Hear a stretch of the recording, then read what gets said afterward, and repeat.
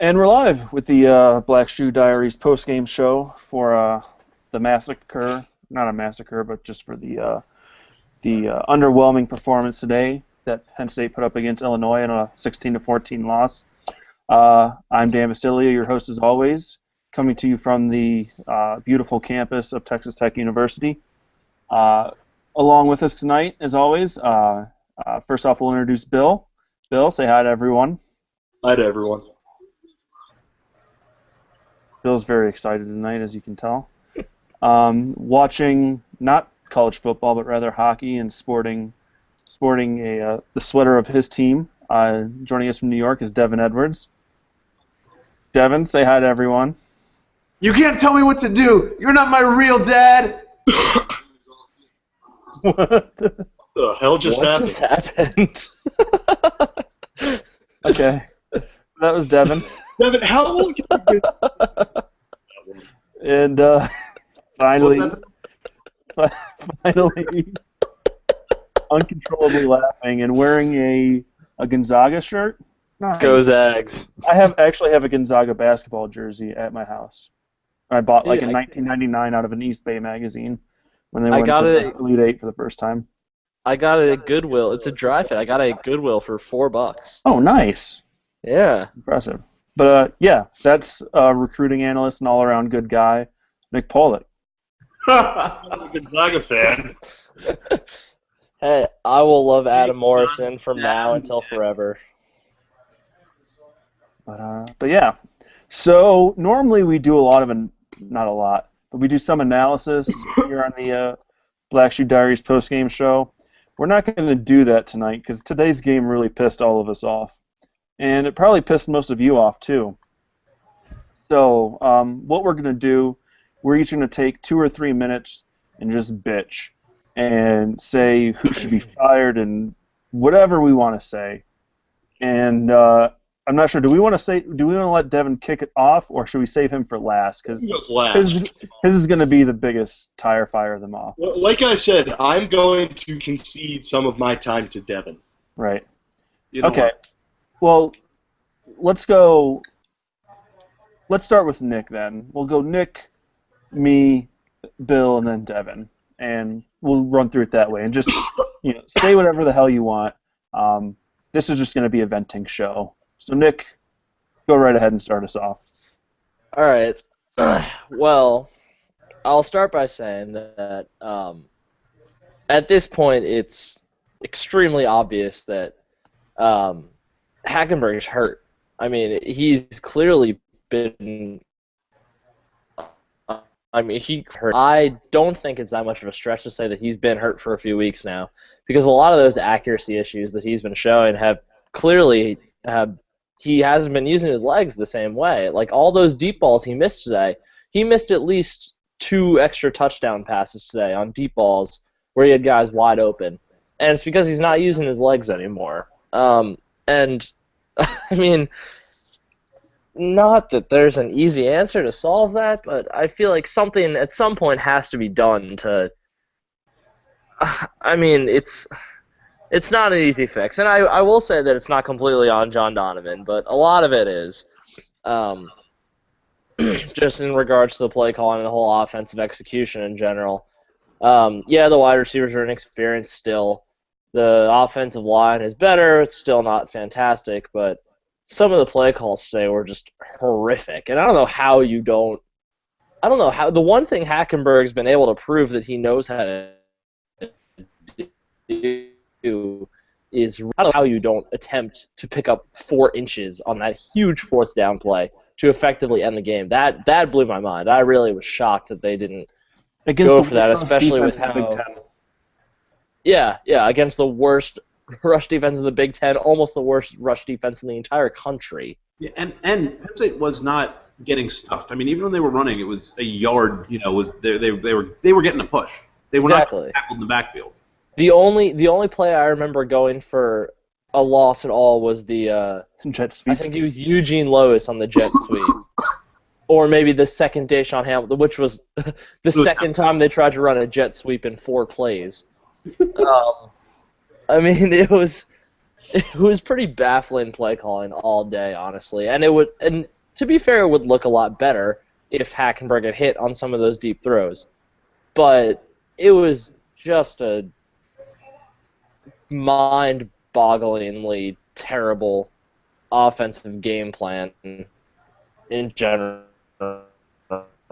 They only attempted, 18, 19 passes on the day. Even against the worst rush defense in the Big Ten, you have to at least balance it a little bit. Yeah. I don't know. That's good. Do you feel better now? I do. It got to the point during the game I just kind of started laughing. So, yeah. Yeah. Okay. I'll take my turn now, I suppose.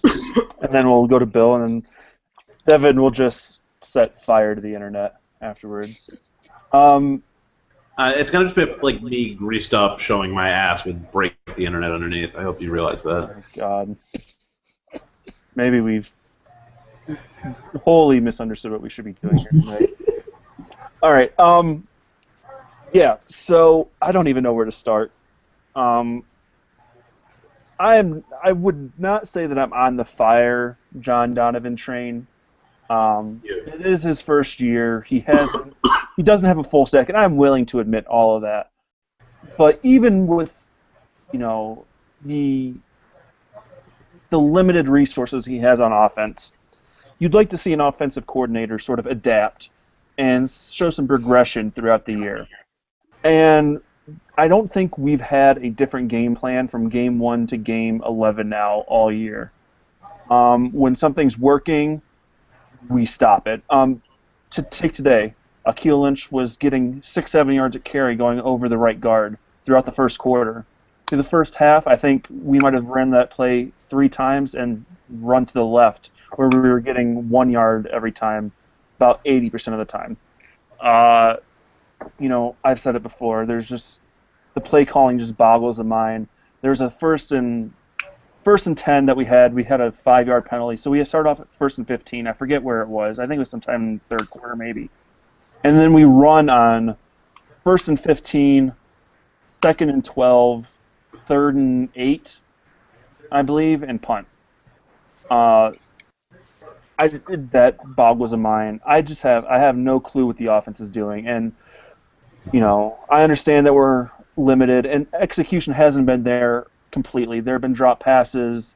The line has been patchwork at times. Although I think over the past month it's improved gradually throughout, ever since the Ohio State game, I would say. But there's no progression in the offensive game plan. There's nothing to make sure that if Hack is getting hurried, he can get the ball out quickly. There's just nothing there.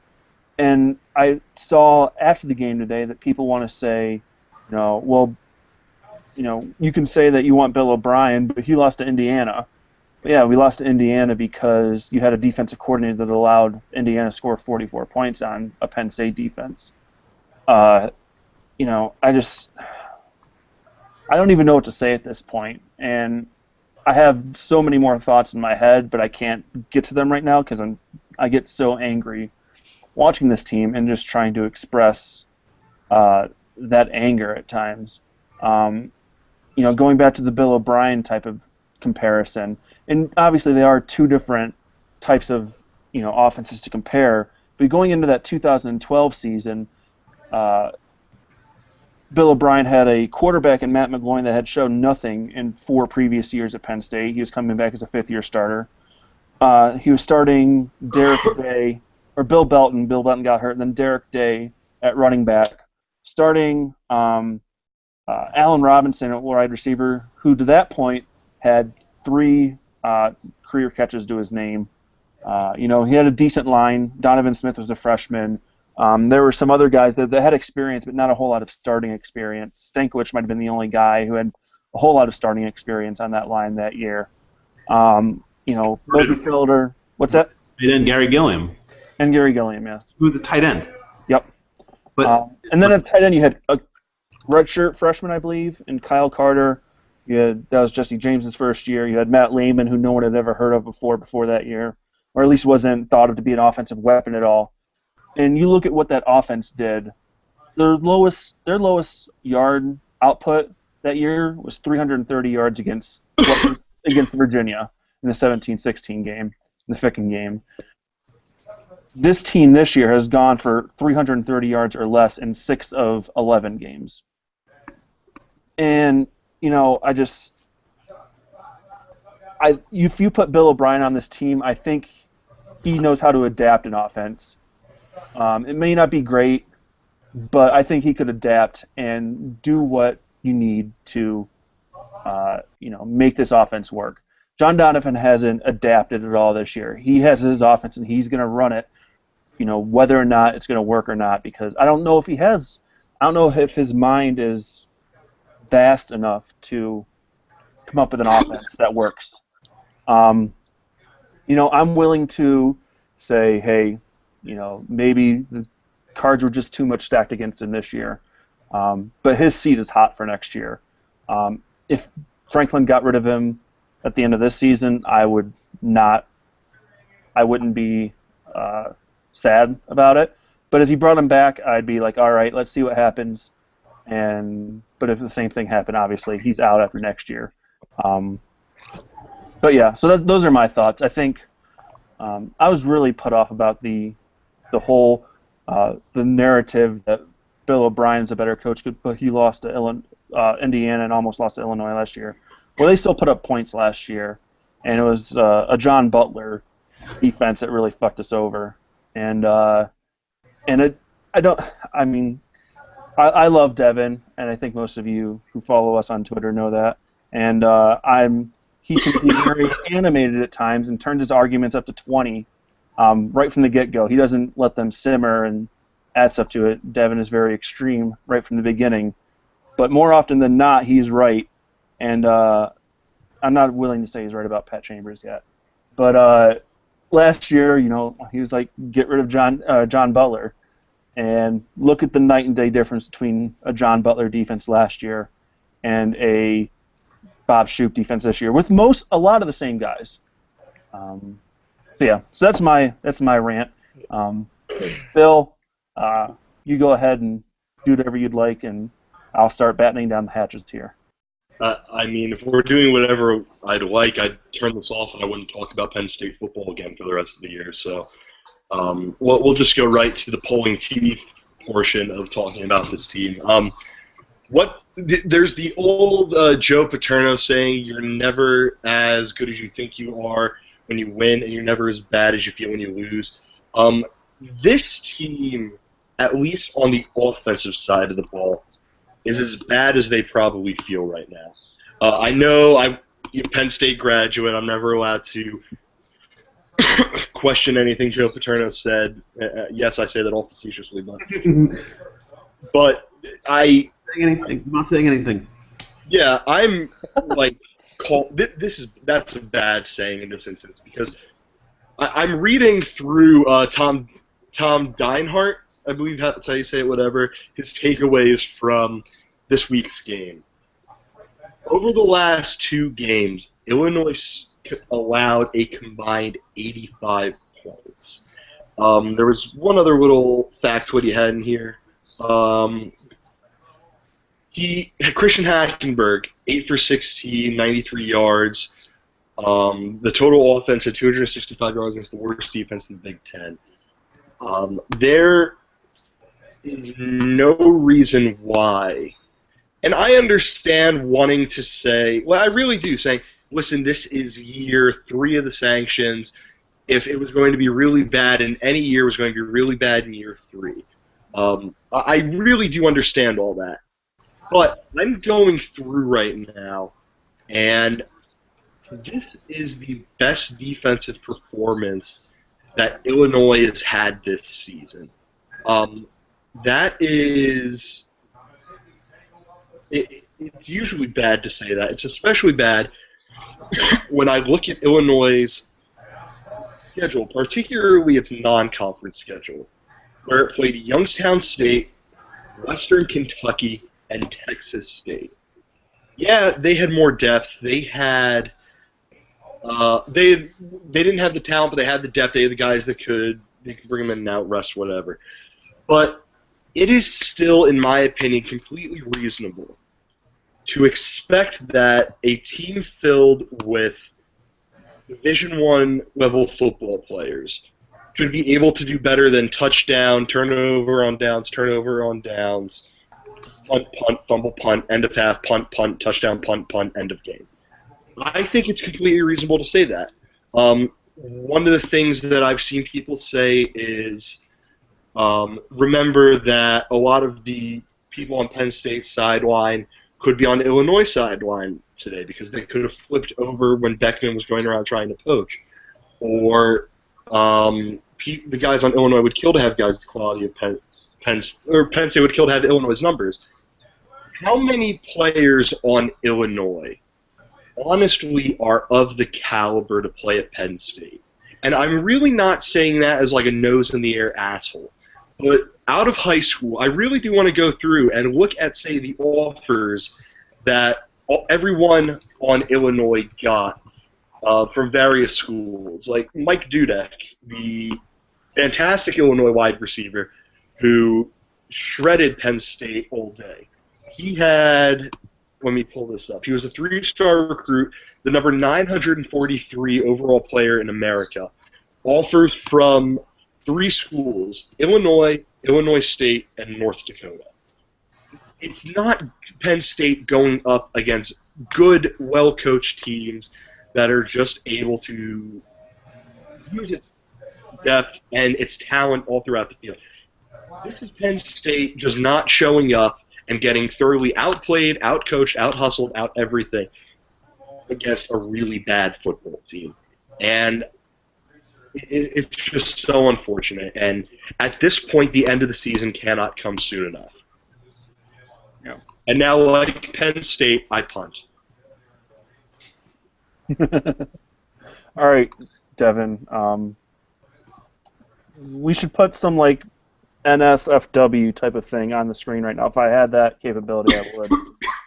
But yeah, get ready for the internet to go ablaze, everyone. Devin, have at it.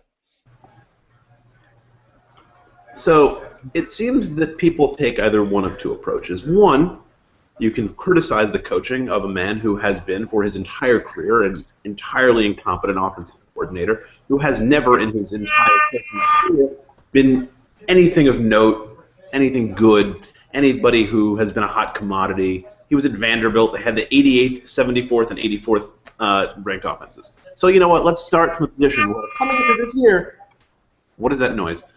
Oh, I have an instant rap air horn up here, and I'm going to blow it every time you bust out a fire take. Anyway, John Donovan came to Penn State as a weak link in James Franklin's coaching. We knew that.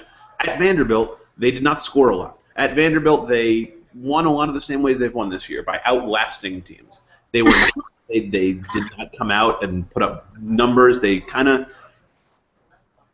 kept on, and when they had success, it was because they were not making mistakes, and they were grinding out games and doing whatever it took, different formations, runs, wildcat, whatever, to win and to win games. We said, okay, fine, you know what, maybe that was just the personnel he had. But we have to agree that John Donovan just doesn't know what he's doing. Because here's the thing, if you say it's the sanctions, then you have to say, then what about the defense? If the offense, if you were saying that the reason the Penn State offense is bad is because Penn State has been dealing with the worst sanctions the NCAA has given out since SMU, then how do you explain why they have, I'd say, one of the top 10 defenses in the country? And you say, okay, it's Zettel and it's Hull and it's that. Coming into this year, Anthony Zettel was a rotation player. He was a backup defensive end. He was not a player who we came into this season expecting to be the difference makers. Mike Hall was very good, but he took a huge step forward. It is coaching. You put players in position to succeed, and that is what Bob Shoop is doing. It is what coaches around the country are doing. It is not what John Donovan is doing. John Donovan has 3 tight ends who will probably be playing on Sundays. How many times did Jesse James, Mike Gesicki, or Kyle Carter go down the seam one-on-one with a linebacker? You have in Eugene Lewis a guy who is quick and fast and elusive in the open field. There was one attempt to get him the ball in space.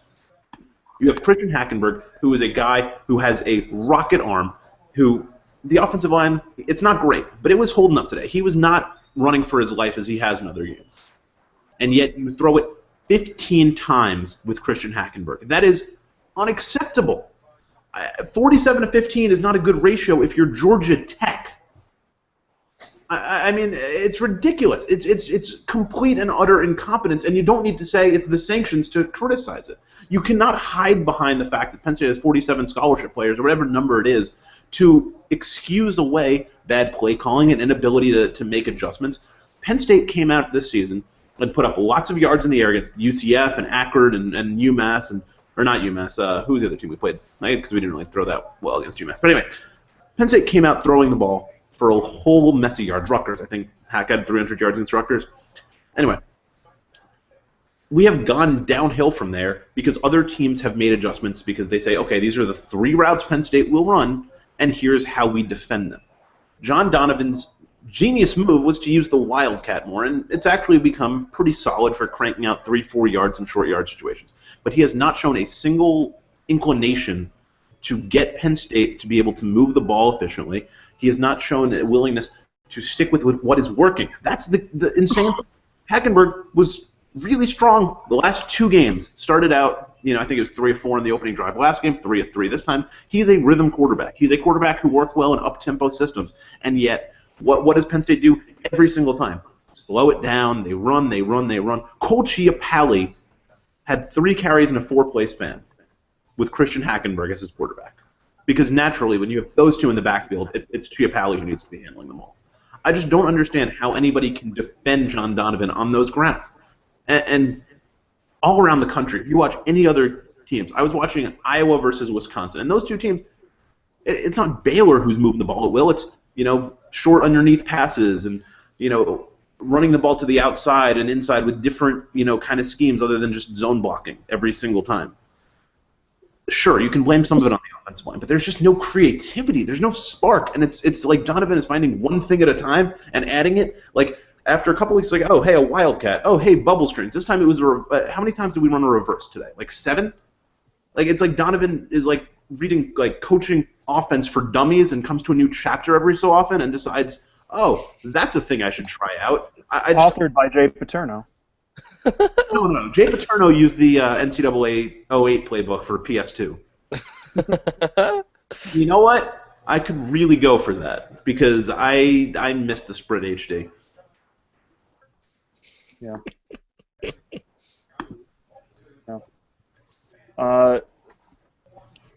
I agree with you about the sanctions point. You have to, it's affected both sides of the ball, and Bob Shoop has done wonders, and John Donovan hasn't. I agree every bit with you, Devin. I think a lot of people will or should. One thing I forgot to bring up during my rant that I want to talk about. People want to talk about how the defense sort of dropped the ball, especially in the second half today. Just want to bring up some other numbers that I had. On 6 of 13 possessions, Bob Shoop's defense had Illinois go 3 and out. If you want to count their first drive of the game where they got a first down in the first play and went, or actually no. No, yeah, they did. They had 4 plays for 6 yards. So if you want to count that as another short drive, 7 of 13 drives, Penn State defense stopped Illinois within 4 plays or less. Yeah, I mean, just to go off that, I feel bad because I did, in my gamer on BSD, kind of excoriate the defense a little bit, and you take a step back, and they were good. They just were not as otherworldly as they have been all season. Yeah, and it makes sense because they're exhausted by the time the fourth quarter comes around because they're on the field so much. Well, to be fair, they did dominate time of possession. I think they had like a 6-minute advantage today. Okay. The thing to remember, though, is that Illinois doesn't play a kind of style where between snaps you could really take a second to regroup and catch your breath and do all of that. The second that the linesman moves off the ball, Illinois wants to snap it and get going. So it is pretty tiring. Yeah, Bill Cubitt ran that type of style offense at Western Michigan. He does it now, especially when Riley O'Toole came in in the second half. I mean, I think the thing is, and James Winston runs it and moves the referee out of the way himself. Yeah, no, I mean, we were talking about that, but before the show came on. But no, just real quick, talking to Shoop. He has been a guy who has all season been able to, change his scheme and get better and adapt. I mean, think about how we were getting gashed up the seam the first few games. Now that hasn't been an issue. But I think what really worried me was that there were a few times when Adrian Amos was matched up on Dudek, and Adrian Amos did a great job. Marcus Allen just wasn't getting it done. And you know what? That's fair because he's a safety and Dudek is a small, shifty slot receiver. Amos is the fastest guy on the team.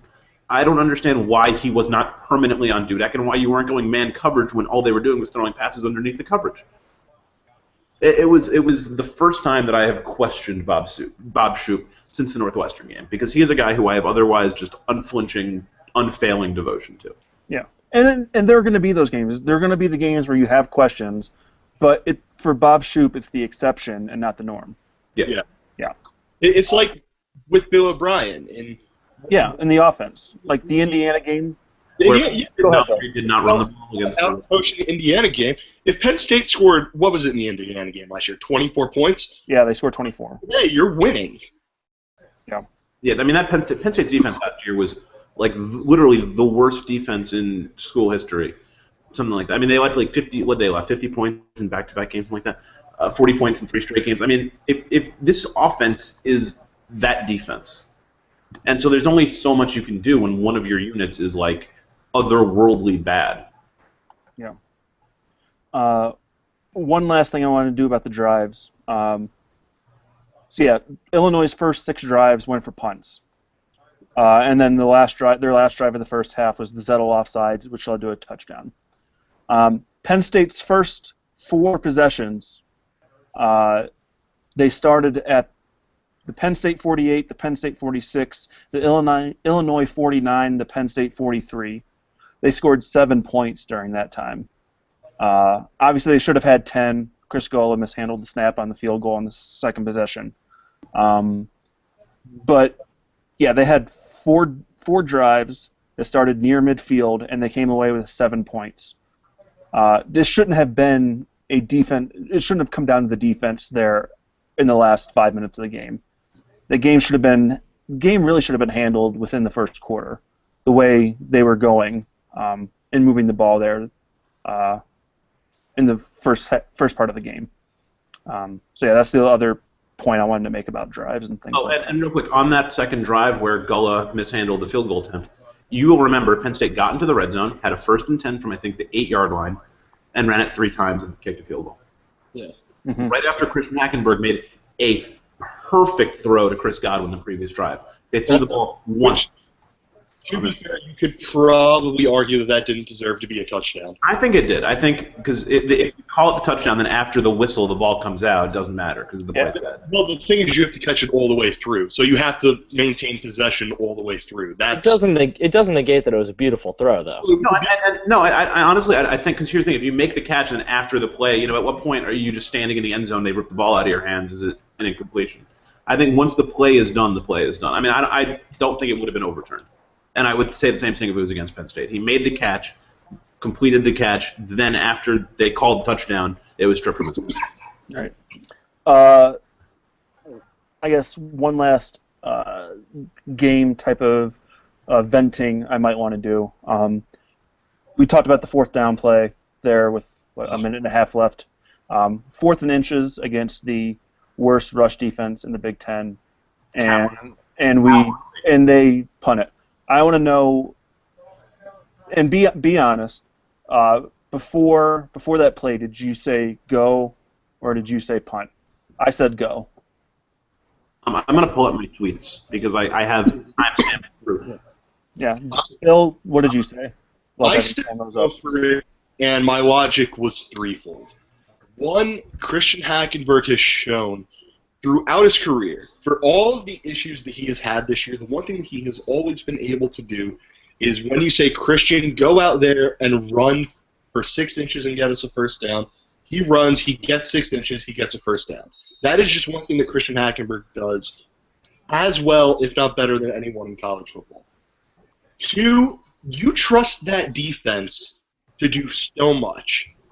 why don't you trust it to stop them from scoring a touchdown or scoring a field goal from, what was it? It would have been about 30, 35 yards away, right? Yeah. Yeah, with their kicker who can't kick. Yeah. He had a very nice game today. We'll give him that. Yeah.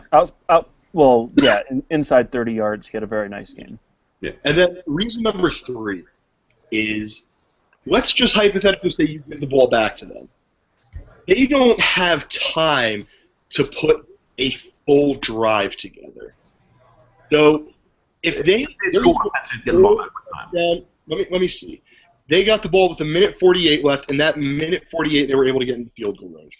You know, if they do that in 40 seconds, or if something like that from the 30-yard line, and they score a touchdown or they get 6, you know what that means? That means Penn State gets the ball back with a minute left. And we're trusting Christian Hackenberg, who, for all of his flaws, Devin said he's a rhythm quarterback. That's something that we've been saying. He seems to, outside of the game against Maryland, he seems to step up and shine when the moment gets brightest. Hey, Bill, real quick. I have to stop you because the Islanders are in first place. Continue. No one cares. I think that the risk did not outweigh the reward.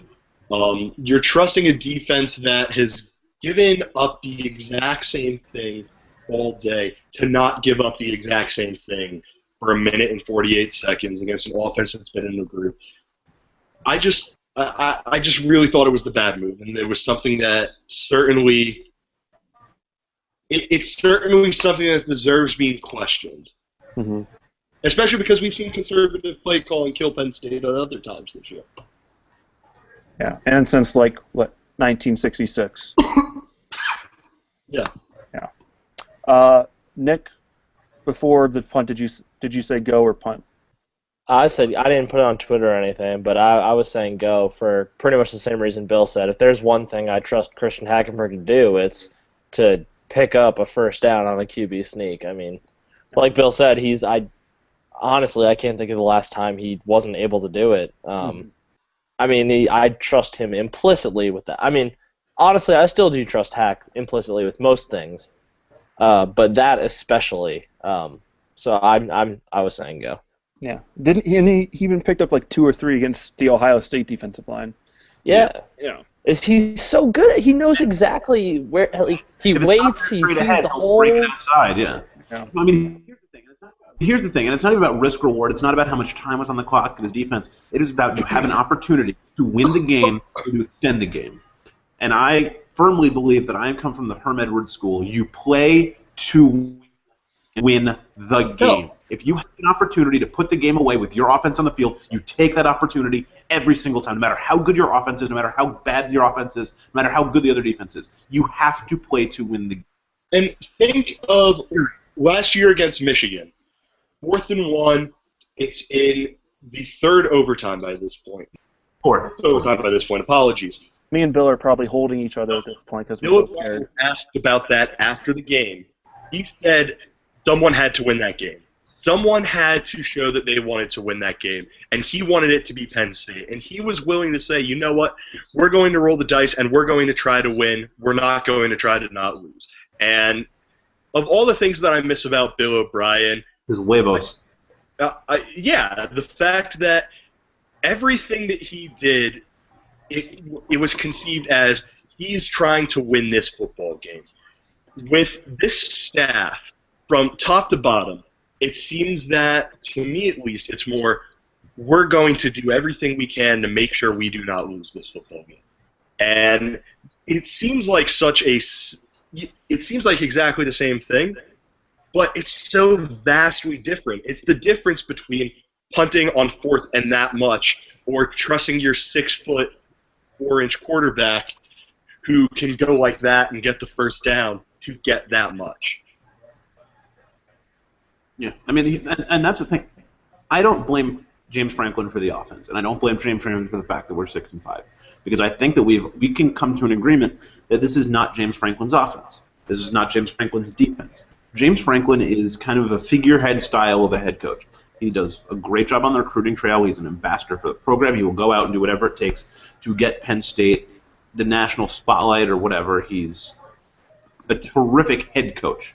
He's also a delegator, and he trusts his staff. It's a very tight-knit staff. The staff has been together for a very long time. And I think that is maybe an issue moving forward. But I think the point is that if you were going to be a delegator in all these situations, you have to be the man. That when there is a big decision, that's all you're doing, making the big decisions on game day. And we just haven't seen that James Franklin is particularly good at that either.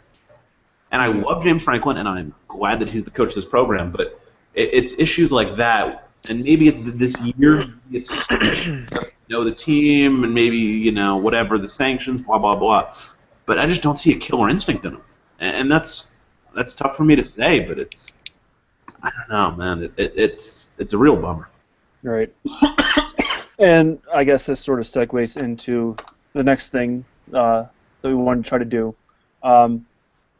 The internet's been it's been a war zone, a very toxic environment since the end of the day, saying fire Franklin, fire Donovan, so on and so forth. So what I want to do, go around, and even something I brought up today, I want to know what Ricky Ronnie's been doing all year, because if Hack is just this rattled, I don't know what Ricky Ronnie's been doing to help him out all year. You can see either the first or the second possession where he had that pass to Deshaun Hamilton that should have been a touchdown, and he was on the run running. And if Hamilton wouldn't have slowed down, he would have caught that and strode into the end zone. But still, Hackenberg rolled out, did not set his feet, and let one go, even though it was a beautiful pass. So I don't know what Ricky Ronnie's been doing with Hackenberg this year. Okay, can I just say right now? Yeah.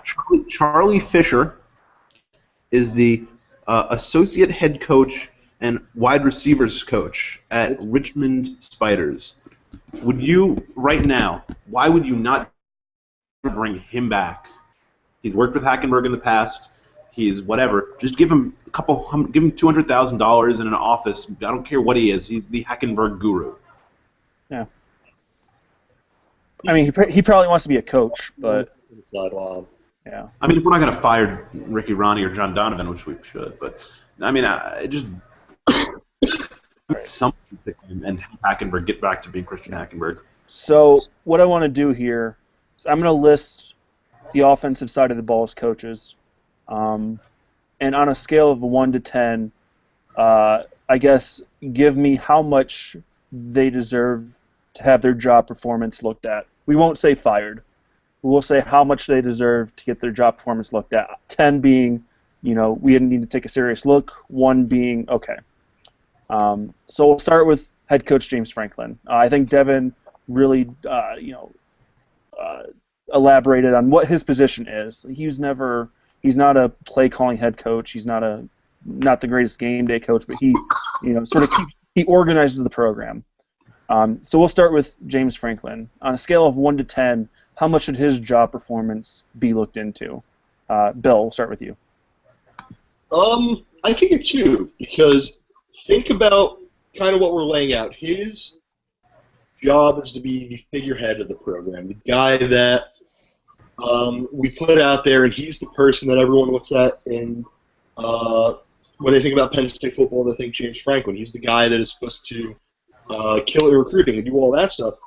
And he's doing all of that. The only reason I say 2, maybe a 3, something like that, is because kind of what Devin said, it doesn't seem like he has done a good job making the right decision, or making the big decisions. And I do think that has more to do with playing the hand that he's dealt. But I think given the circumstances and given what we should expect James Franklin to be, excuse me, we shouldn't expect him to be Bill O'Brien, because they're just 2 totally different guys. So for that reason, I'm a little more reserved to say we need James Franklin this. We have to have this opinion of him. Have to think this, that, the other thing. I'll say 2 or 3. Okay. Nick? 1. I think there's definitely something to say about the game-to-day decisions, because I would agree that, and I'm not going to pretend that I know what's happening on the sidelines. I don't know who made the call to not go for on fourth down there. So I won't say anything about that, but I would like to see maybe a little bit more X and O improvement on his part. But I think that like you said, his main job right now is to lead the program and to recruit for the program. And I don't think in the same way that I don't think it's fair to fire a guy like Pat Chambers before he can get his team in there. I don't think it'd really be fair to fire a guy or to think about firing a guy like James Franklin before he gets his guys in there. I know it's different. They're not the same, but I don't think there's really a need to look at James Franklin's job right now. Okay. So I think right now it's a conditional 3, based on whether he looks at guys like John Donovan. So I think a good analogy right now is to Al Golden at Miami, because Al Golden does a great job on the recruiting trail, seems to be kind of a hands-off head coach, and has been being dragged down for years by D'Onofrio, his defensive coordinator. And basically Miami fans, if you ask them coming into the season, would say, we like Al Golden, but his commitment to D'Onofrio, if we don't think that D'Onofrio can get the job done, then we are by association saying we don't think that Al Golden can get the job done. And Al Golden has stuck with D'Onofrio. And this year they've been playing better and it's paid off. Whatever. I'm at that point where if James Franklin would not categorically move on from somebody who is not doing their job like John Donovan, then you have to wonder whether he is the guy. At this point, right now, I have no reason to believe that he wouldn't do that. So I'm going to say a 2.5, just because of some of the baffling in-game decisions. But I do really like the fact that James Franklin is head coach right now. Right. So it depends on what he does in the next couple of years, but for now, there's no reason to seriously question the job he's doing. Okay. Yep. I'd also go with about a 2. As I think everyone has said here, he does his job within the program very well. He's not a big X and O guy. Maybe he should start taking on a little bit more of that, or at least overseeing it a little bit more. But you can't fault him what he's done in the recruiting trail. You can't fault him with how he's presented Penn State to the community, the great leader that he's been. But he is, he does have to look over his delegates. And I think a very strong look should be taken in John Donovan in the off season. So we'll move on to that one next, or should we save him for last? We'll save the big tire fire for last. We're all going to say this there, actually. We'll actually go to Ricky Ronnie next. Ricky Ronnie, the quarterback's coach, who we don't talk about a whole lot. He's also the pass game coordinator, I believe, and that's part of his title. Bill, would you inform us what Stephon Morris had to say about pass and run game coordinators? So Steph kind of likened it. He said he wasn't 100% sure how this worked, but he kind of likened it to what happened with Jay Paterno and Galen, where one guy is calling passing plays, one guy is calling running plays. He said he wasn't 100% sure what that meant on this staff, but excuse me. But that was kind of his understanding of how it worked when he was at PSU. Okay. So we'll start this time with Nick. On a scale of 1 to 10, how much do you feel that Ricky Ronnie's job performance should be looked at in the off season? I'll say a 6. And I think it is a 6 because, well, I don't know, it depends on. All right, so thinking about the whole pass game coordinator aspect of it, assuming that, so let's say assuming he is the one in charge. Let's say he is what Steph says he is, and he's the one in charge of calling the passing plays. I haven't been. I mean, part of it is due to the wide receiver inexperience, but the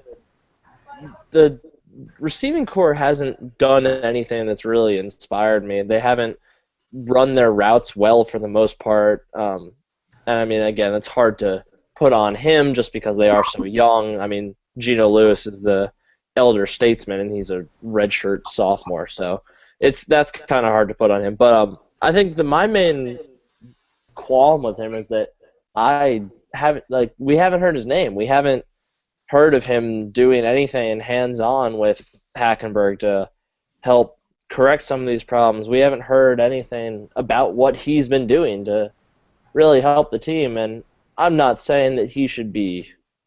I mean, I don't think that any of the coaches. I wouldn't be upset if any of them weren't fired after this season. I don't even know what I'm saying right now. I'll say a 6, and he. I would like to see more of him, and I'd like to see him have more of a presence, really affecting Hackenberg.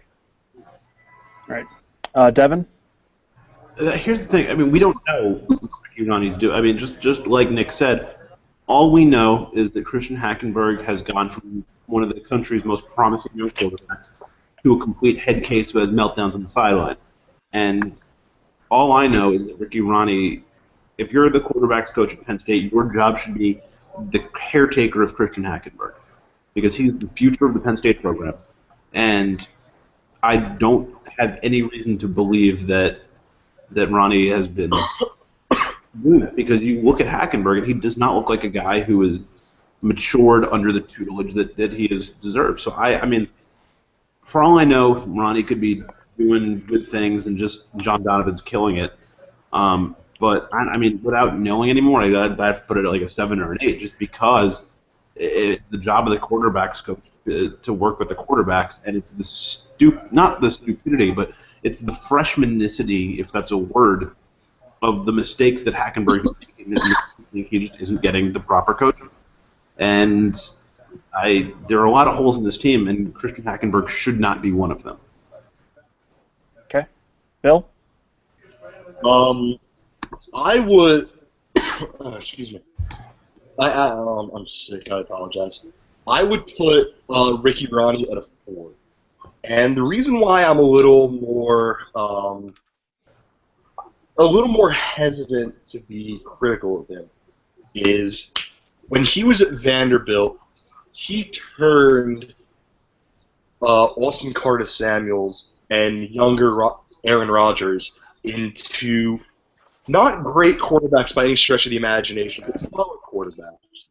And if Christian Hackenberg isn't going to, if he's able to turn it around next year and he's fine and he ends up going to the NFL, and then Ricky Ronnie is able to work with him to turn into something really good, that's a great step. If he then takes the quarterback after Hackenberg, whoever that is, whether it's Trace McSorley, Michael O'Connor, one of the recruits that comes here, if Brandon Wimbush, who is destroying everything, decides to flip back to Penn State, him, and he's able to take guys that talented and turn them into just like, oh my God, these guys can ball out, then it's really good. And he's one of the guys that I'm willing to give a pass to, because he has shown in the past what he can do.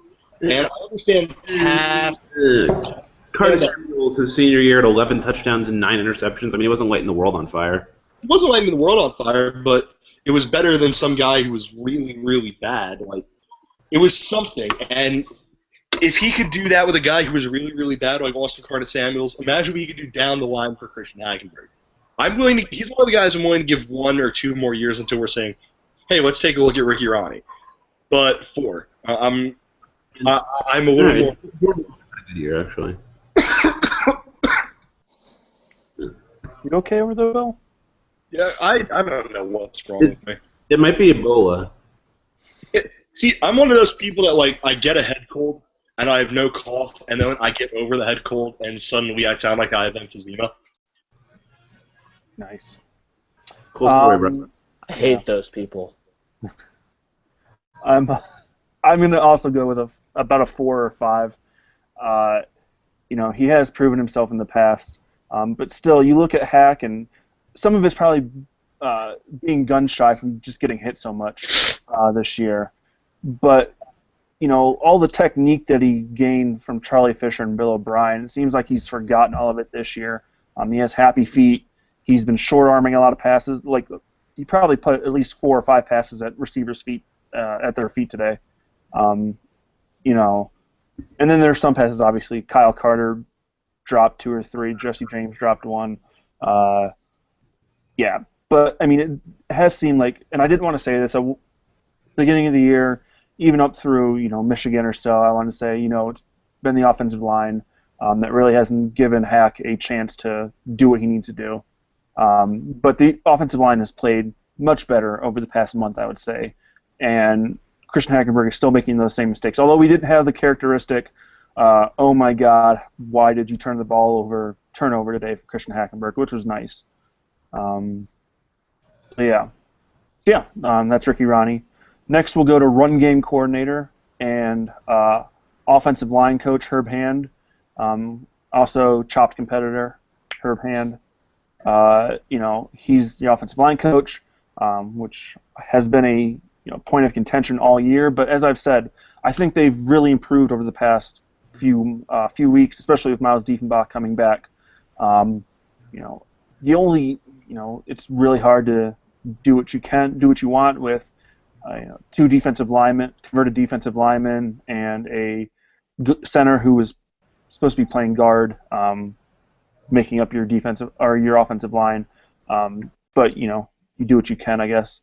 And Devin's leaving. I was going to ask him first, but okay, Bill, what do you say about Herb Hand's performance, and should they look at him in the offseason? Bill, are you frozen? He might be frozen. Bill's frozen. All right, Nick. What do you have to say about Herb Hand? I would say a 0 for Herb Hand. I think he's done. It's a 1 to 10 scale, Nick. Oh, you can't pick 0. Fine, 1. Okay. Like you said, I mean, he had I don't even know how to describe what he had to work with originally. Like 2 converted defensive tackles, a freshman, redshirt freshman, young guys everywhere. A redshirt junior left tackle who has been injured basically for the last year. I mean, he had nothing to work with, and it was rough for a while. But even before Diefenbach came back, I think the line showed real improvement. And I think again, I don't know exactly what he's doing or if it's just getting experience, but I think he deserves some credit for the line looking so much better. And then, I mean, as so goes the line, so goes the run game. So as long as as long as the line's going, that run game is going to keep going with it. And today was a little more difficult, unfortunately and hilariously. But I don't think he deserves to have any sort of criticism. I will say, I don't want to say a 1, but I don't think it's too high either. I put it about a 3. Just because we actually have seen progress in the offensive line all year.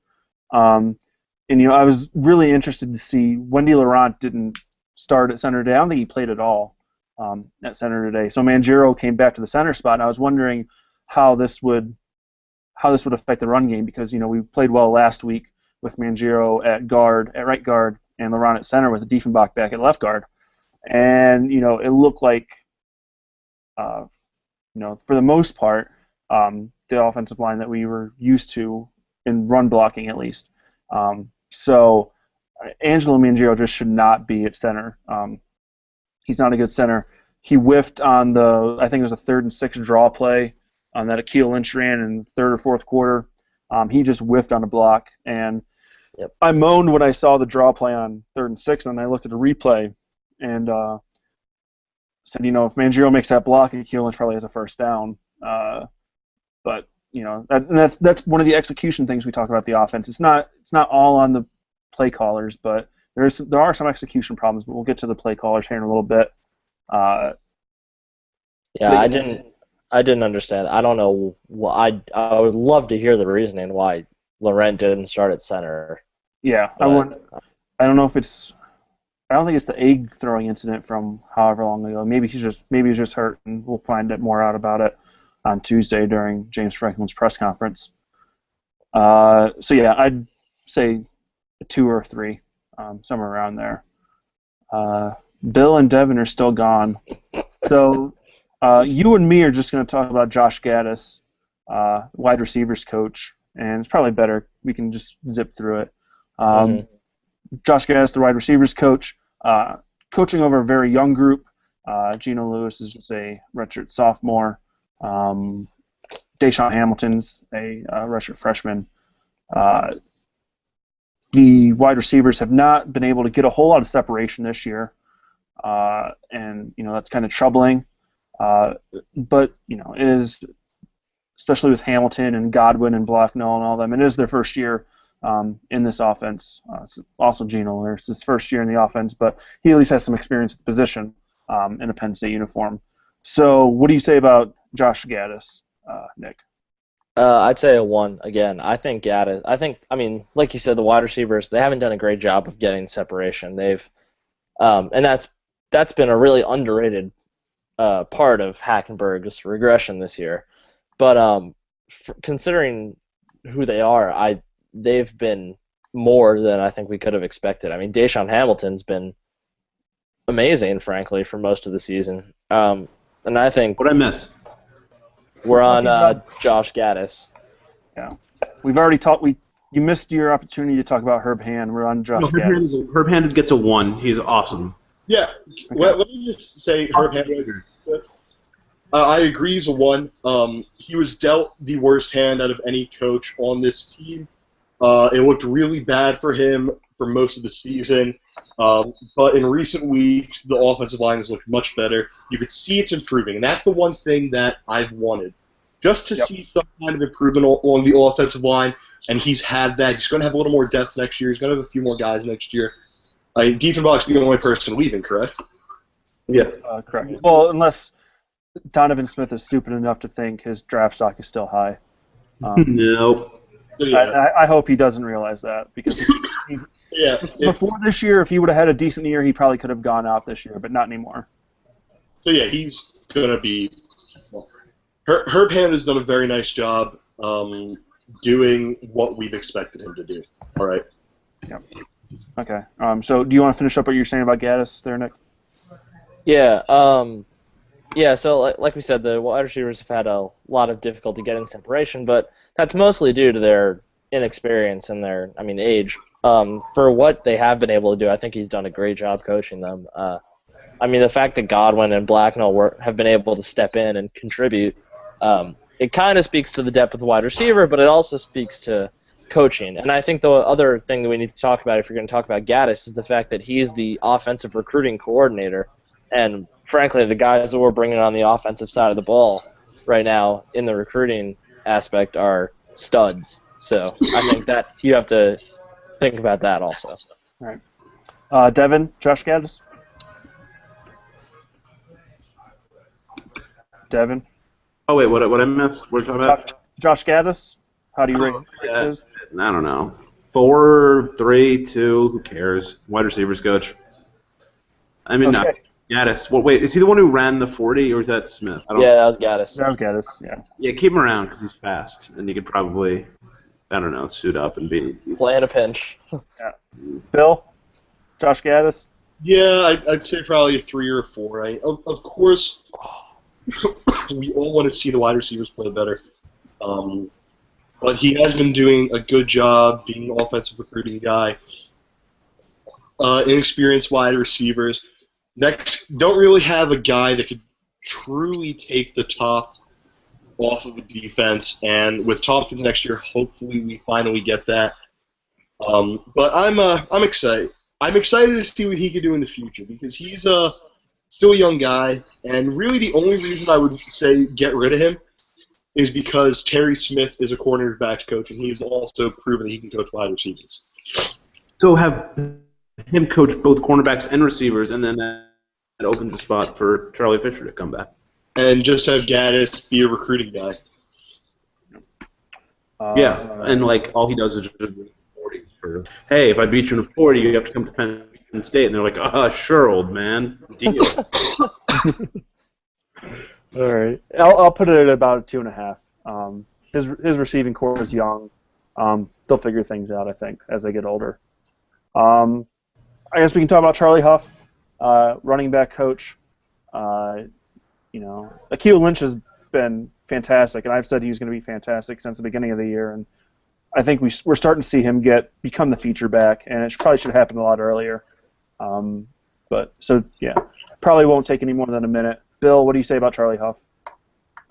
I'd say a 1. I mean, he's done a really good job with Lynch. Belton has looked better, especially ever since Lynch has emerged to be the most well-rounded back in the backfield. The important thing to remember is also the special teams coordinator. And one thing that we've really praised this year is coverage on punts and field goals, and how Jesse Della Valle is no longer taking a step, and then that's the end of his return. So he's done probably the best all-around job of any position coach on the offense, I think, just because of how well he's coached the special teams. Okay. Devin? See, it's weird because the special teams have been the baseline is pretty good. The coverage team's been excellent. The return game's been solid.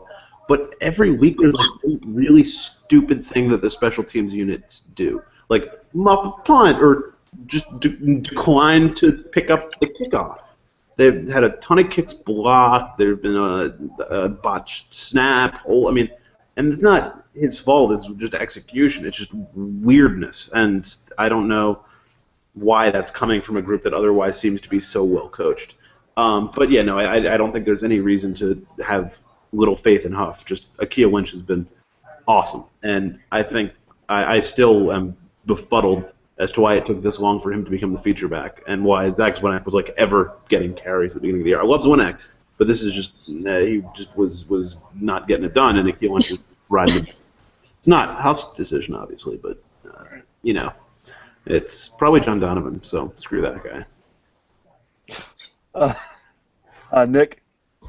I'd say a 3 just because I am disappointed it took them that long to get Lynch extra carries. And like Devin said, just those weird things on special teams. I'm not going to blame Charlie Huff for the fact that Gula and Pasquarella couldn't punt more than 20 yards for most of the season. But, just those weird random things on special teams, things that they're great in coverage, but there's still a couple things to be cleaned up.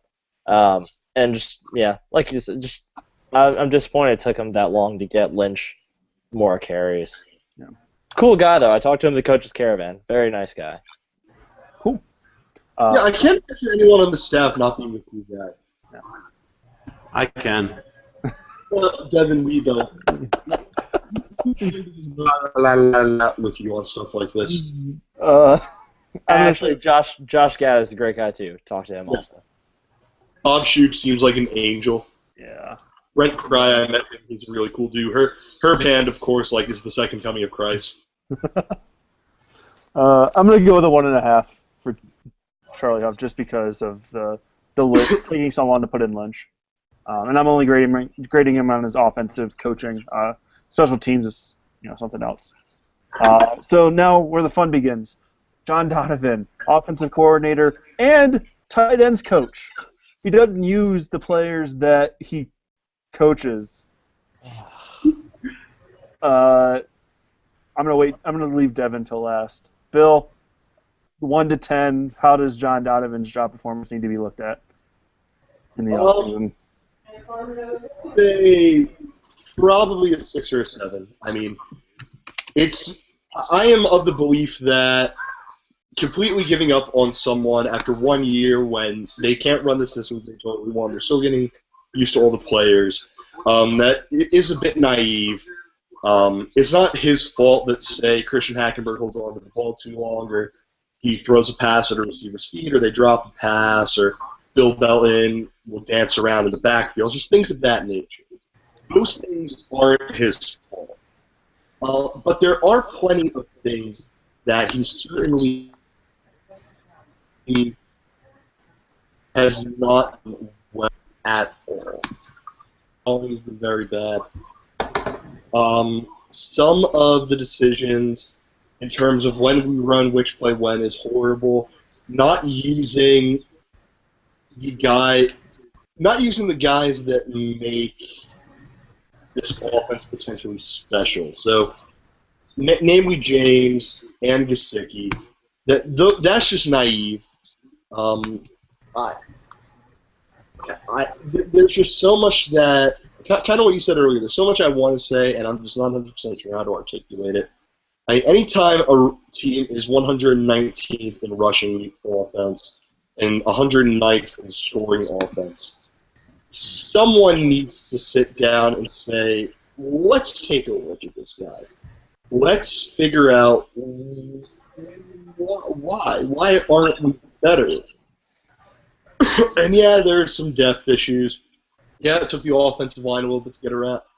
But the very strange thing is, if you want to blame the offensive line, it has been better in recent weeks, and Christian Hackenberg has been very bad.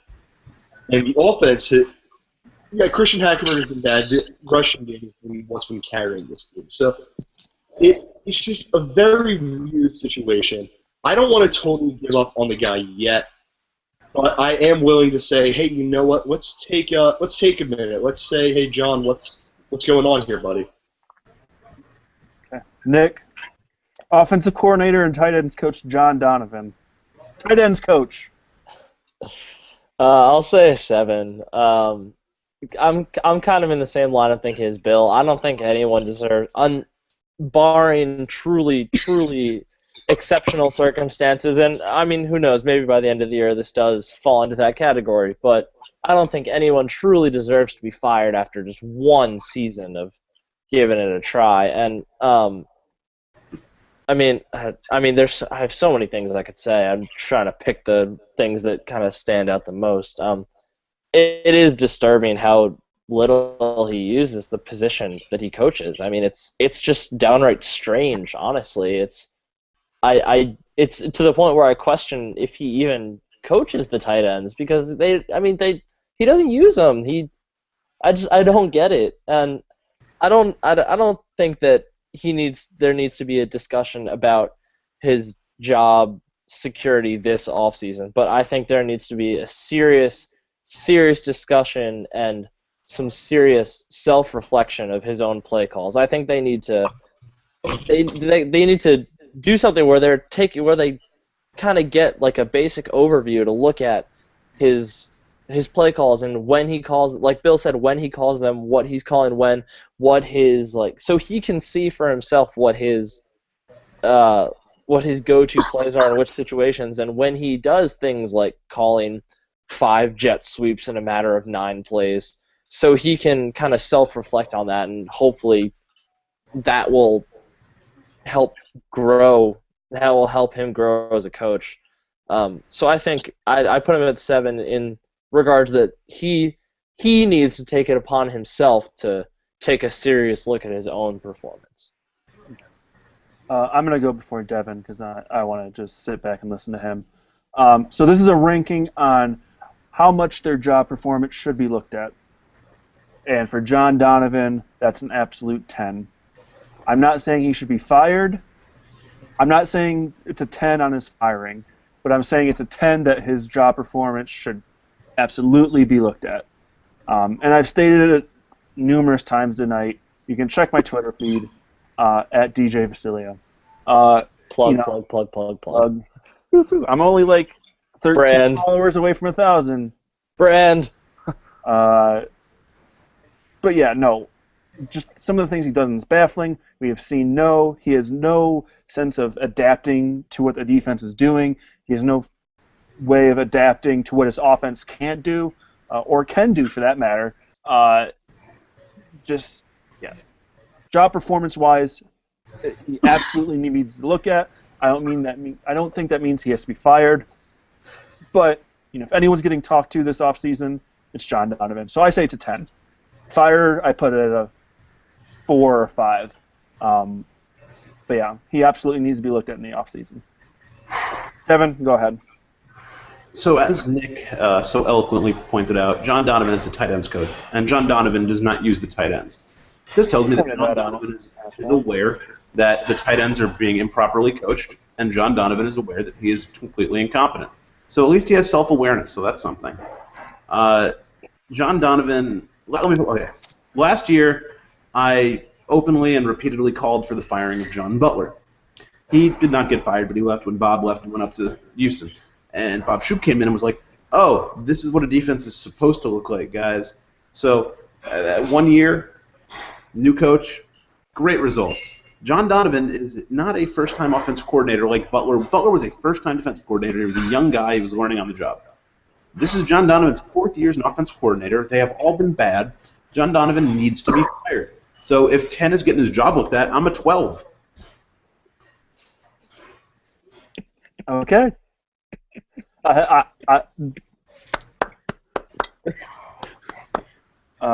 John Donovan's 3 offenses, total offense, in his 3 years of Vanderbilt, 88, 74, 84. He is not a good coach. And by the way, you can follow me at Coach Jay Franklin. I got to give a plug too, Dan. PS Unrivaled, 107K strong. Now. Bill, are you frozen over there, or are you just sitting stoically? I'm just sitting stoically. Okay, I just wanted to make sure. Tennessee is a much better game than I expected Missouri and Tennessee to be. Oh, they sent Fowler and Herbstreit to that. Oh, okay. SEC bias. All right. Let's go through a couple questions really quick. Let's see here. We're all overpaying Chris if he's able to shop at Goodwill. Okay. Chad says to talk about the Knowles because there's a flag in my office. My office mate is a Florida State alum, so he is the Knowles stuff. Although I think many of you do know that I attended Florida State for 1 semester. But we don't really have time to talk about the Knowles tonight, except for apparently Jameis Winston shoved a referee and got away with it tonight. He And did. they'll probably lose in the semifinals of the college football playoff. I think. Hopefully. That's a thing. PSU 12, poop fart. That's fun to say. Yes, it is. Chad also says, Bill, do you need a cough drop? Because he has some. Yes, I do. Very much so. Please contact at Chad BSD offline so you can get your cough drop from him. Blessed. Success with honor always. And he goes, question. This maybe take some time to answer. What is the new, if only we had X, the offense would be successful? It had been a rushing attack, but the past 2 to 3 weeks we've actually had one of those, which is true. And yet here we are mired in the same offensive clusterfuck. So what do we...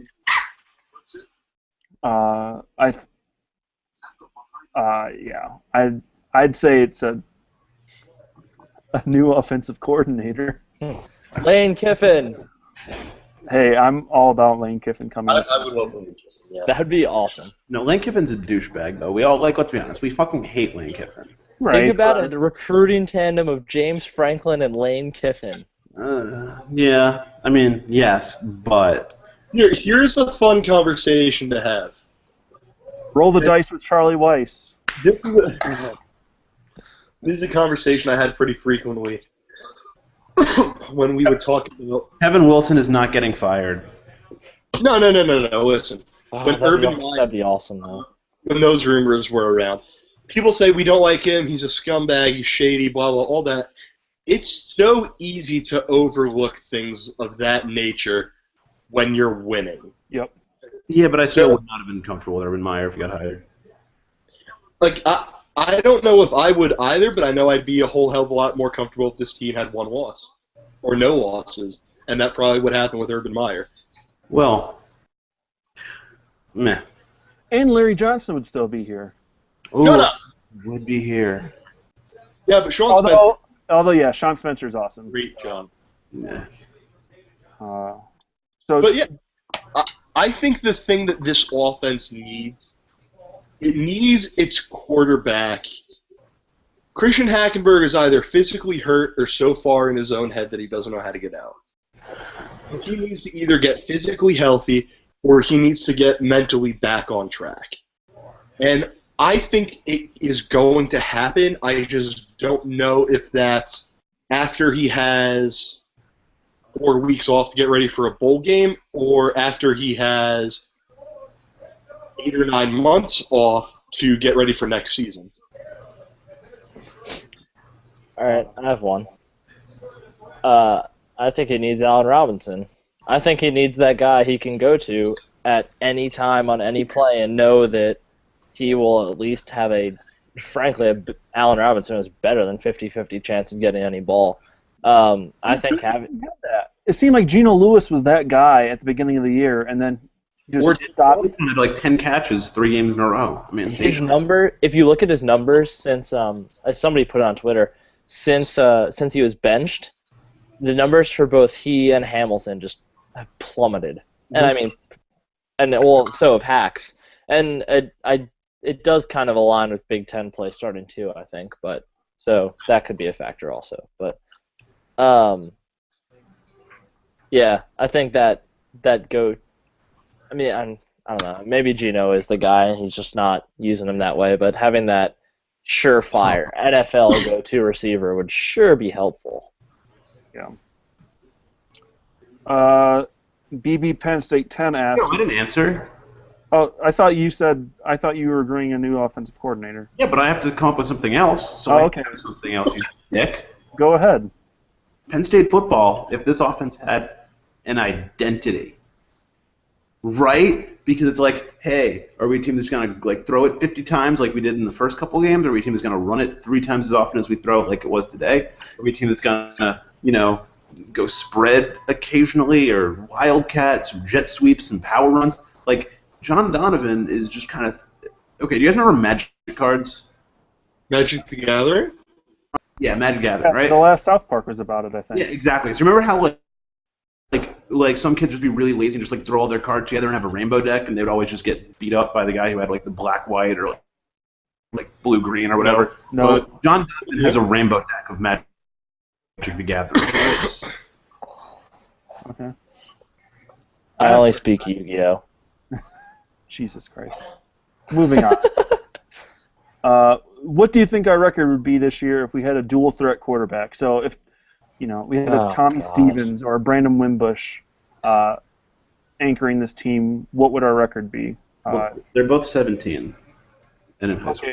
Okay. Well, you know what I mean, Dick. But I mean, are we talking Marcus Mariota or Andrew Diamond? Let's not put Marcus Mariota. Let's say we have a Trevor Knight type of quarterback. Where's this team at right now? I'd say about the same, because maybe a dual threat guy, maybe there's a chance to pick up some extra yards here and there and end up coming out on top of. What do you? Why? Nick. No. Maybe they pick up a few yards here and there and they win an extra game, but maybe if they have what just happened? Oh, Holly was. I couldn't figure out what my girlfriend was asking me for. I was confused. But Holly, come say hi on the show. Do you want to come say hi? I met you, Holly. You met Devin. There, say hi. Holly. This is Nick's girlfriend, everyone. You can talk. Hi. That's Holly. She says hi. Ask Holly what her thoughts on the Penn State football season are. Should John Donovan be fired, Holly? Should John Donovan be fired? Lots of lewd comments about your girlfriend. She says yes to John Donovan being fired. Well, then it's settled. She doesn't know who it is, though. I'm in love with your girlfriend. Devin says he's in love with you. Okay. What was I saying? I don't know what I was saying. What were we talking about? We were talking about the record this year for a dual threat quarterback. Oh yeah, so I don't know if a dual threat guy maybe leads some of those late, like the Rutgers game, for example. I don't know if anyone. Don't leave. What are you doing? What? You're not doing anything. You don't need it. All right. I don't know. Just go. Someone else. Go on. Nick has to get his life together. I'll be back. Oh, poor Nicholas. Bill, what do you say? Just really quickly. Well, just going game by game, these quarterbacks certainly wouldn't have the. I don't think there are many quarterbacks in America that have the ability to come from behind like Christian Hackenberg. And the thing to remember is, up until the Temple game, quarterbacks wouldn't have really had the time to throw or do much of anything. And keeping plays alive with their legs would have been nice, but when people were swarming on them, it's not necessarily that big of an asset. So I'm not sure Penn State wins against Rutgers. I'm not sure Penn State wins against Temple. I'm not sure Penn State wins against UCF. But I don't know if Penn State loses against Maryland or loses against Michigan. So that's one of those like really strange hypothetical questions that isn't just a yes or a no answer. There are so many different factors that would have to go into answering it. Okay. Devin, Also, I'm not being a politician, so that's my ability to give a non-answer to a question. Yeah, that's I'm with Bill. admirable characteristic. I'm with Bill. It's ridiculous to do a counterfactual. I mean, if we're saying a dual threat quarterback, that would presume that they aren't as good a thrower as Hackenberg, and Hackenberg hasn't been a very good thrower. So, I mean, it's a ridiculous question, and I won't dignify it with a response. Could have been a little bit nicer, man. Nope.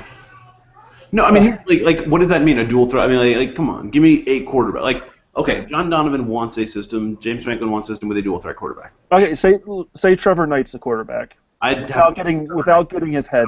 I don't watch Big 12 football. Say. James Franklin. Say a. No, James Franklin. Mizzou James Franklin. Oh, Mizzou James Franklin. I thought you were talking about our coach James Franklin. Casual James Franklin. No, I mean, that's guys. Themselves, because Christian Hackenberg has not been himself. So, I mean, it's a weird question that doesn't really have an answer. Say Devin Gardner. What's up? Say Devin Gardner. But Devin Gardner is not a dual threat quarterback, so he can't throw. JT Barrett. JT Barrett, JT Barrett might be a Heisman candidate. If we have JT Barrett, we're undefeated. We're not allowed to say nice things about him. Yeah, no, he's awful. We have to ignore the fact that he's actually really good at football because he goes to Ohio State. Yeah. I don't know. He had like 75 yards and 2 interceptions against us, so how good can he be? He got outplayed by Riley O'Toole. Maybe Tommy Armstrong? Oh, God. Is Tommy Armstrong still in college? Yeah. Yes. Whatever happened to Taylor Martinez? He finally graduated. T-Magic was beautiful. Magic. Like, I feel like he would be like the quarterback for what's the FXFL, like the new league that plays on like Wednesdays and airs on regional sports cable. I don't know. I was like flipping through the channels one day and I saw Taj Boyd throwing to Vidal Hazelton and I was like, yo. You mean CFL? No, it's a new league. FXFL. Yeah, the Fall Experimental Football League. Give me a sec. Taj Boyd plays for the Boston Brawlers. It was founded on May 7th of 2014. Yeah, I watched a game. The Boston Brawlers, the Omaha Mammoths, the Brooklyn Bolts, and the Black Tips. They have no city. They're just called the Black Tips. Just the Black Tips. Like Taj Boyd can't play in Canada.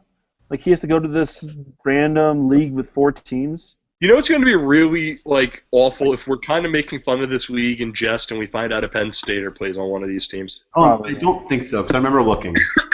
Like Bonnie Gaju might play on one of those teams. Bonnie Gaju plays in like the semi-pro league in Nigeria. My God. How did Taj Boyd fall into a job where he plays at Harvard Stadium? God bless. Good for him. Good for Taj Boyd. Did you watch Taj Boyd this preseason? I mean, no, because you didn't watch Jets preseason football. I'm surprised anybody let Taj Boyd on a football field again after that. Let's go to the Twitter real quick, and I'm going to see what we have here. Nothing. Try to get out of here. A lot of it is just, we can really combine most of these into one question. How worried should we be about 2015? Should we be worried at all? Do you have mixed feelings about the future of Penn State football? I'm going to say no. I think I'm not worried yet. Could things turn bad if John Donovan has another bad year, so on and so forth? Yeah, but I'm not too worried about the future yet.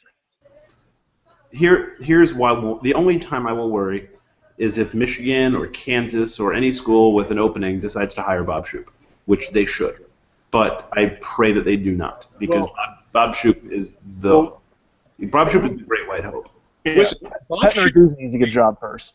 So do not get me wrong. Bob Shoop is fantastic, but Michigan is not getting Bob Shoop. I'm not saying whatever, Kansas or UConn. I don't know. Is UConn? No, they just got Diaco, didn't they? Yeah. I don't know. Name a program that's going to fire their head coach at the end of the year. Florida. Florida is going at name the biggest free agent coach you can imagine, and Florida is going to try and get them. John Gruden to Florida. Tony Dungy. Lane Kiffin to Florida.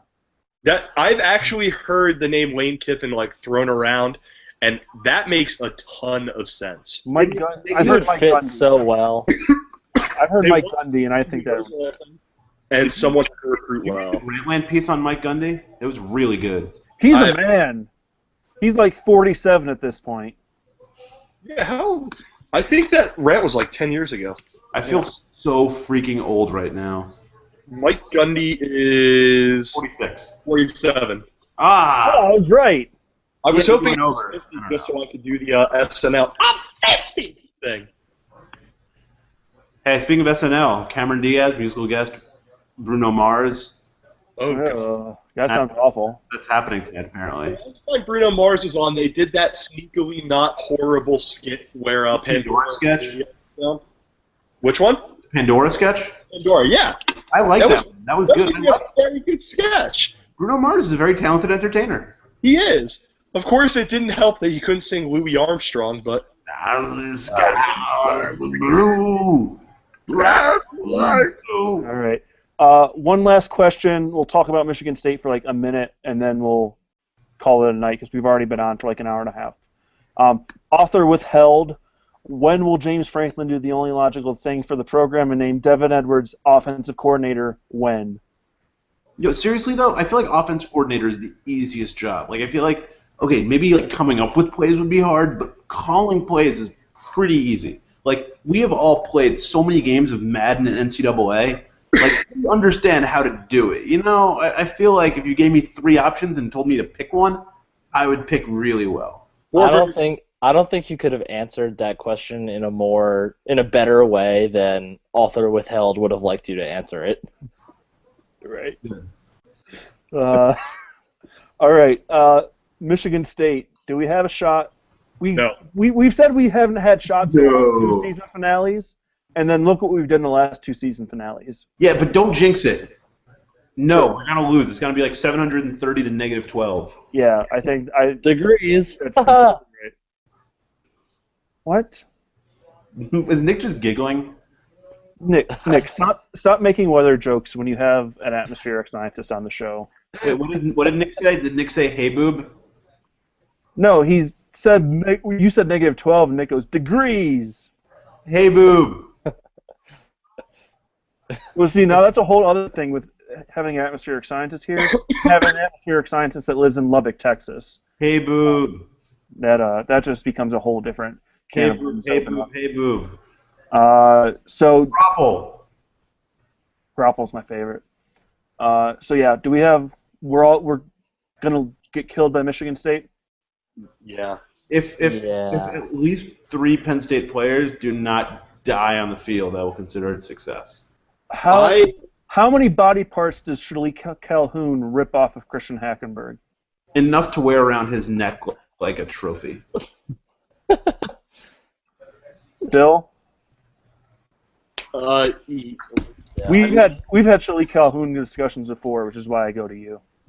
and he is quite possibly the best defensive line prospect for the next level. In the Big Ten. He's a senior, correct? Oh God, I hope so at this point. Let me take a quick peek. I think he is. And if he, let's see, he was born in 1992, so I'm guessing he is. Oh, he's a junior. Oh God damn it! He's leaving this year anyway. He's So he never even. This is kind of outside of Michigan State's bowl game, the last chance for him to really make a huge impact in a game, and I think he will. Michigan State. Let me just see this. Yeah, I think Ohio State locked up the Big Ten East tonight, so Yeah. they can't advance. They can't have some like magical hope Michigan can do something thing to make it to the conference title game. So I think they're going to take out a lot of frustrations on Penn State. And I wouldn't be surprised if we see a little DJ Crook. A little what? Oh, DJ Crook. I would. Yeah. Yeah. No, honestly, I think the defense is good enough that it'll be a game. We won't get blown out that badly. Maybe it'll be like, 27-10, but it'll be like 17-10 entering the fourth quarter or something. Yeah, I think that's fair. Yeah, so it's 10:35 on the East Coast. So we should probably wrap this thing up because I doubt there are still 10 viewers with us. So thanks for hanging on with us, guys. All right. We appreciate it. And I just got a tweet from DThyPSat or something. What did it say, Dan? He says, solid show, guys. Thanks for the hashtag rant, hashtag vent. To which I say, you're welcome. And I think we all say you're welcome because we did it too. Okay, Sack, whatever, thank you. Also, thank you to those of you who follow on Facebook because we hit 4,500 likes today. Yeah, and if you aren't, go do it right now. Follow. Yeah. Although, my guess is if you're invested enough in BSD to watch an hour-and-a-half long post-game show with our ugly faces, you probably already like the Facebook page. Probably. Speak for yourself. I'm beautiful. No, you're not. No, you're not, Devin. Follow at BSD Tweet on Twitter. But I have a beard. No, it doesn't matter, Devin. You're still ugly. Follow at BFlip33. Follow at Devin2012. Follow at the real N Pollock. You should change your handle to good, all-around good guy, Nick Pollock. I think that's what you should change your handle to. Have any of us set up a fake Nick Polak account yet? There is a nickel pickle. My freshman roommate has made 2 of them. At not the real N Polak. My freshman roommate had one that he made our freshman year that was awesome, but then he accidentally gave it away to one of my friends from home, so he deleted it. The new one's not as good. And you can follow me at DJ Vasilio. But you shouldn't. It's terrible. Yeah, I tweet like weather stuff mixed in with sports, and it's pretty awful. Usually tweets pictures of his bald head. It's not as bad. It's not as bad as me who tweets out pictures of Guy Fieri with normal hair. Yeah. That's that was horrible. How many followers did you get from that? About 40. That's it? That's a lot. All right, when we're off the air, I'll tell you guys the full story of what happened. But it was certainly, this is one of the weirdest weeks of my life. We'll put it that way. Nice. And if anyone wants to know, my email is on the BSD masthead, and I will send. Why can't you just make the story public? Because people want to get out of here by now. Yeah. No, but like just write a post for BSD. It's probably an interesting story. We'll talk about that later. Yeah. With that, we'll end the show, and we will see you after next week's season finale against Michigan State, 3:30 kickoff from Beaver Stadium, and then. I'm not going to be here next week, so. Okay, well that's fine. What is this? Is this a X? That's an X. Yeah, that's WWE doing a wrestler is hurt. And then you know what? Maybe if we go to a pinstripe bowl, you'll see all 4 of our faces in one room doing this. Maybe we'll see. So yeah, for that, I'm Dan. Everyone else. Have a good night, everyone. Not you.